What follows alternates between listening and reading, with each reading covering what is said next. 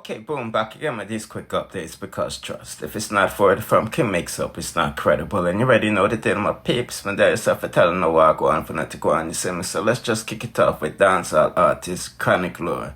He has finally been extradited back to Georgia to answer these federal charges. As you know, he was locked up in Florida, but it looked like it was on some immigration-ish. And you know, he beat that case. So he's no longer in immigration detention center per se.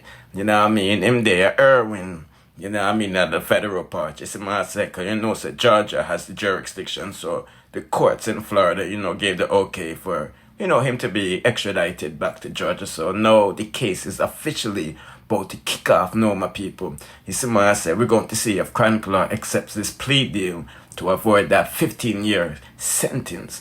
Maybe he get a little 3-year on probation. You see what I say? However, these charges are still deportable if found guilty.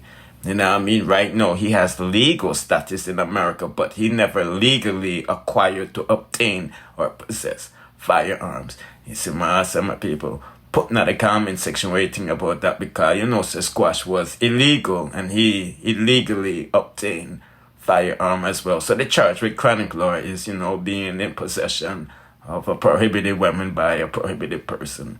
You see what I'm saying?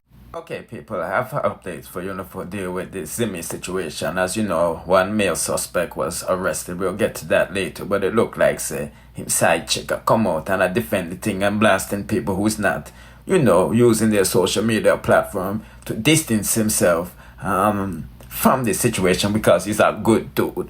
You see me, I said that man in a Jamaica party with his wife. I know I'm getting locked up allegedly. He made it, or yes, I bust it up. You see me, I said, but nevertheless, the blue dress lady, yeah, her name is Bella. As you can see, she's the one putting in the business or upon Zimi party when it come to them little wire. Who should have never been at this event to begin? We don't want to hear Jamaicans have always been going through these things from back in the day. Who cares? A lot of time Jamaican people have broke the law and them know them have broke the law.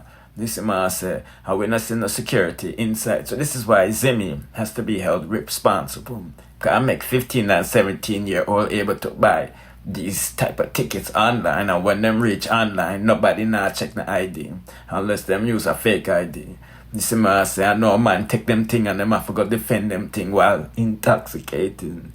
This is what I say. So this is why Zimi has to be held responsible. He needs a big lawsuit from all of these players involved. This is what I say, because I never signed up to this. But me just again a quick update while I go on for that to go on. The girl in the blue dress has been identified. She has named Bella. She has deactivated her social media accounts because the police them a look for lock up more suspects. So do the right thing and subscribe to the King and check out these next suggested videos in the screen. In the meantime, you see what I said? Bliss.